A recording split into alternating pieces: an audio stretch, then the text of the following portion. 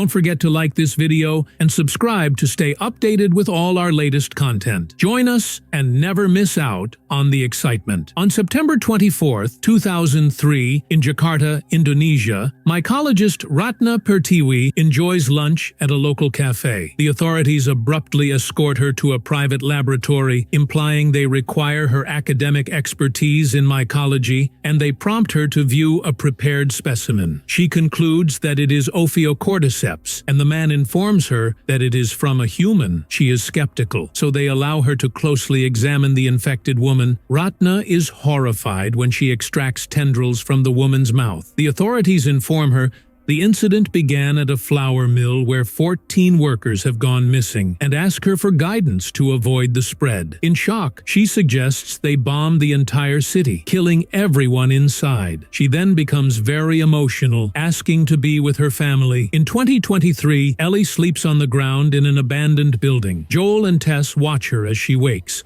both holding her at gunpoint. The three address her bite. Ellie maintains that she is not infected, but Joel and Tess are doubtful. Ellie begins eating a chicken sandwich Marlene packed for her when Tess demands to know her importance, or else they will leave without her, to which Ellie admits that there is a firefly camp out west that is developing a vaccine. Joel, still completely doubtful, suggests again that they take her back, but Tess narrowly convinces him to follow through with the current plan because, while she is still doubtful over Ellie's immunity, she maintains that the fireflies will still give them supplies. They head out, and Ellie is captivated by the ruins. Their path to the Massachusetts State House is blocked by a crumbling building. Joel gives an ultimatum: the long way or the short way. Tess and Ellie wish to go the long way, and Joel makes the call to check the hotel first. On their way, Ellie tells Tess that she got bit after sneaking off to an abandoned mall alone. She reveals that she is a 14-year-old orphan with no significant other. She confesses her previous belief that the outside world was saturated with hordes of infected, and asks about the infected possibly using echolocation when an ominous scream distracts the group. Joel prompts them to keep moving. They reach the hotel lobby, which is flooded, and Ellie notifies them that she cannot swim. The water turns out to be shallow, and Ellie fools around in the flooded lobby. She accidentally uncovers a skeleton, ending her folly, and the group continues up the stairs. The hallway is blocked, so Tess climbs into a narrow opening in the blockage to open a nearby door from the inside. Joel tries to make small talk with Ellie as they await Tess, but he becomes annoyed with her insolence and personal queries. They discuss the infected, and Tess interrupts a potential conversation about the man Joel beat to death the night before. Joel notices a worried look on Tess's face. On a balcony, Tess shows them a large group of infected lying on the ground together in their path to the State House. Tess explains to Ellie that most of them were deep inside the buildings at one point, and when people seeking to reach the quarantine zone would go into the buildings to find shelter, they would often get bitten. Tess also explains that the fungus grows underground, with fibers growing miles long, thus disturbing one patch of cordyceps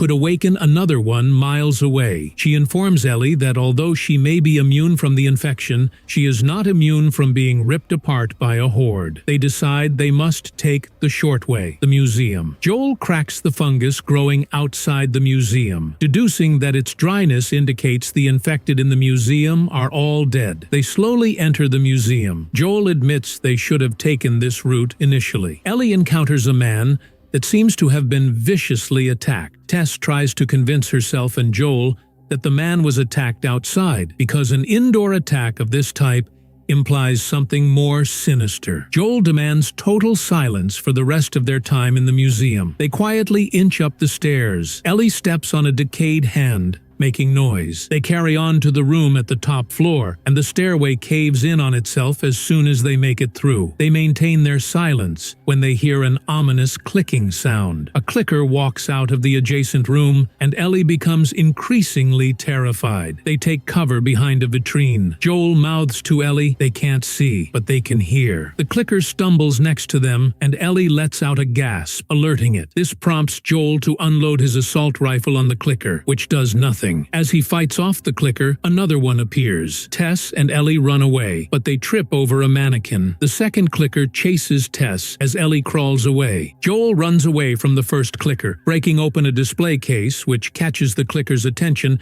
as he hides behind a wall. He discreetly reloads his gun and makes his way to Ellie. The two crouch away from the clicker. However, Joel steps on glass, and the clicker lunges over the table on top of Ellie and Joel. He escapes and kills both clickers with his assault rifle. Tess tells them that they need to get moving before the sun goes down. Outside, Joel puts a bandage on Ellie's bite and helps Tess realign her twisted ankle. He again shares his concern about Ellie being infected, but Tess snaps at him, saying that they should be grateful to still be alive. They make their way up to the road in front of the State House, where a container truck is parked and waiting to transport Ellie. Joel becomes suspicious when no one comes out to meet them, and checks the truck, only to find the driver dead underneath it. Tess draws her gun and runs inside with Ellie. They find the fireflies all dead. Joel turns over one of them and finds fungi growing on his face. Ellie asks him if Fedra did this, and Joel replies, no. One of the fireflies got infected, spread the infection to others, and the survivors either got killed or took their own lives, rather than become infected themselves. A horrified Tess starts checking the bodies, claiming that one of them must have a map or something that points the way to the firefly camp. Joel finally loses his patience and tells them that it is over and they need to go home. Tess remarks that this is her home now, to which Ellie realizes that she is infected. Joel tells her to show him, and Tess pulls her shirt aside to reveal a badly infected bite mark on her neck. She muses that their luck had to run out at some point. As Joel tries to process what is happening, Tess orders Ellie to take her bandage off, revealing that her bite mark from earlier has completely healed. Tess instructs Joel to go find Bill and Frank and force them to transport Ellie, telling him that he has a responsibility to save whoever he can. Suddenly, one of the seemingly dead fireflies wakes up, and Joel shoots him dead without hesitating. Tendrils wrap around his hands,